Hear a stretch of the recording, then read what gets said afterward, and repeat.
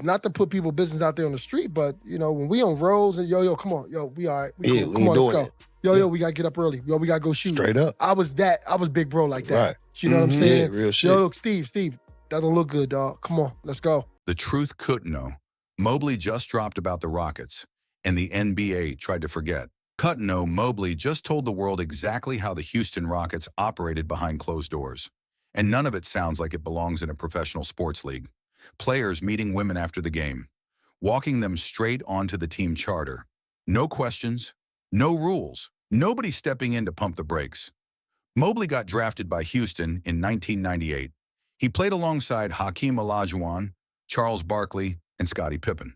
So this isn't some outsider guessing at what happened. According to him, that open-door policy kept running until they pushed it so far that the league shut the whole thing down. And the women on the plane? That wasn't even the wildest part, because somebody decided to take it further than anyone thought possible. Even in an environment with zero boundaries, a line still existed, and somebody crossed it. Mobley watched this one woman board the plane, knowing exactly what kind of chaos she just walked into. And all he could think was, she has no idea what's about to happen around her. That plane wasn't a party, it was a jungle with a boarding pass. And if you think the plane was the exception, you don't understand what that roster looked like on a daily basis. Mobley and Steve Francis ran together like brothers with no breaks. Moochie Norris walked through the airport looking half rock star, half unfinished art project, with glitter smeared across his face. Nobody adjusted for cameras. Nobody filtered themselves for league image standards. That energy carried every single night. Picture this split screen for a second. A casino and a nightclub are happening at the front of the plane at the same time, and Hakeem Olajuwon is sitting in the back row, quietly studying Arabic, completely at peace, but aware of every single thing going on around him. That contrast captures the entire story of those Rockets in one image. Mobley understood what each of those men represented. 3 Hall of Famers on one roster, and a young player is sorting them into categories: who to become and who to stay away from. Dream represented the standard for manhood. Pippen set the bar for preparation. Barkley served as the cautionary tale, walking around in real time, teaching lessons just by being himself. Pippen came from the Michael Jordan school of obsession.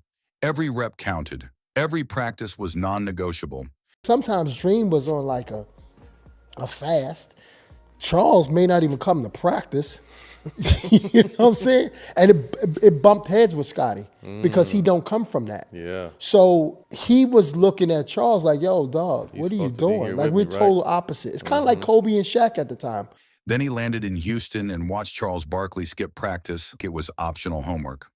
That friction went deeper than personality. 2 completely different philosophies of greatness were crashing into each other with no referee. Pippen believed in the grind. Barkley believed in the talent. Neither would bend. Mobley comparing it to Kobe and Shaq isn't an exaggeration. It's the same divide that tore apart another dynasty. Now, everything you've heard so far, the women on the charter, the gambling table at 30,000 feet, Barkley's skipping practice while Pippen lost his mind, that's just the surface.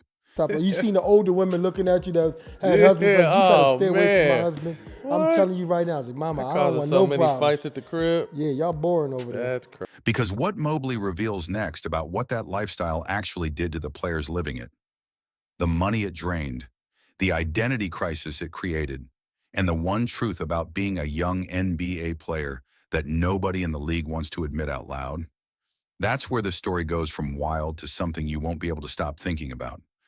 While the veterans battled each other over how to carry themselves as professionals, the lifestyle off the court was creating an entirely different kind of war. Wives of the married players could see exactly what was happening on that plane and in those hotels, and they were not sitting quietly.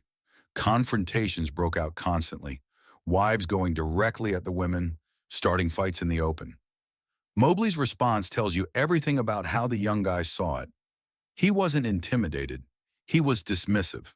That gap between the married world and the single world only got wider on a team where boundaries had already been erased. None of that came free, though, and Mobley is one of the few players from that era honest enough to break down what it actually cost.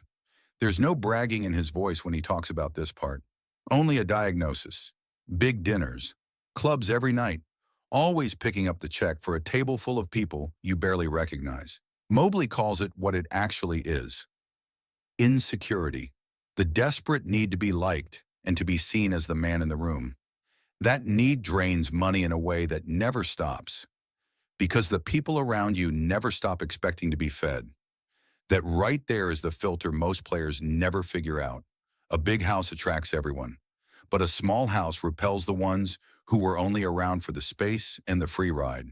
Mobley learned that lesson the hard way, and once he understood it, he stopped bending over backward for people who only showed up because of what he could provide. And that's when the bigger realization hit him: the entire lifestyle was built on a performance that nobody wanted to admit was fake. What Mobley is describing here is not a person. It's a character. A mask that every young player in the NBA puts on the moment he gets drafted. Go out every night. Talk to every woman. Never get tied down. Live fast. All of it is fake. And he says it plainly. The Hooper persona is a costume that young men wear because they believe the league demands it from them. And by the time they realize they've been pretending the whole time, the damage is already done. But here's the part nobody talks about. Because Mobley wasn't just living that life and coasting through it. Behind the scenes, he was fighting against the whole thing, even when nobody around him could tell. Standing at a party you don't want to be at because walking out feels like weakness. Staying because the culture tells you that real ones never leave early. That obligation lasted about a year. Then Mobley decided that being disliked was better than being drained. And that kind of self-awareness takes something most people in any profession never develop: the ability to choose yourself over the room. And what makes it even more telling, Mobley wasn't just protecting himself during those years. He was actively trying to pull the people closest to him out of trouble too. Teammate doesn't even begin to cover what Mobley was doing for Steve Francis on the road, pulling him out of situations that didn't look right, dragging him back to the hotel, reminding him that a game and a shoot-around were waiting in the morning.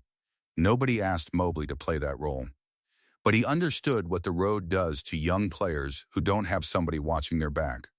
And he refused to let Francis become another cautionary tale. On a team with no conscience, Mobley became the only one.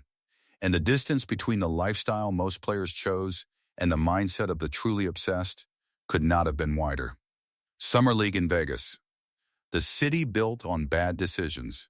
And while everyone else is cashing checks and chasing nightlife, there's a player in the gym at 8:30 in the morning already drenched in sweat. Normally you hear get the bag, go party. We in Vegas, bro. Yeah, that's true. I'm fucking there at 8:30, 9 o'clock. Yeah. Full sweat. That's not discipline. That's a completely different species. And it stands as the exact opposite of everything Mobley just described about the culture that swallowed so many careers around him. That is the real story of Cuttino Mobley and those Houston Rockets. None of it was ever just about the women on the plane, the gambling table, the glitter on Moochie's face, or the wives starting fights in the hallway. All of it was about a group of men handed complete freedom who then had to figure out, one by one, what that freedom actually cost them. Some never figured it out. Some figured it out too late. And Mobley figured it out just in time to walk away with his mind intact and a story worth telling. Cuttino Mobley is not a forgotten role player or a footnote in the Hakeem farewell chapter.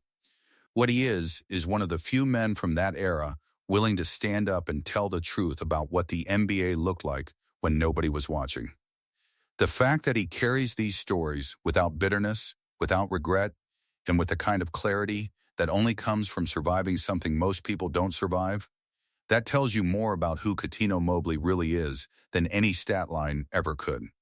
If you lived through that era and you know exactly what Mobley is talking about, hit the like button.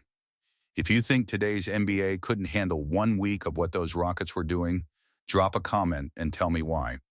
And if this is your first time here, subscribe. Because this is the only place breaking down the stories the league pretends never happened.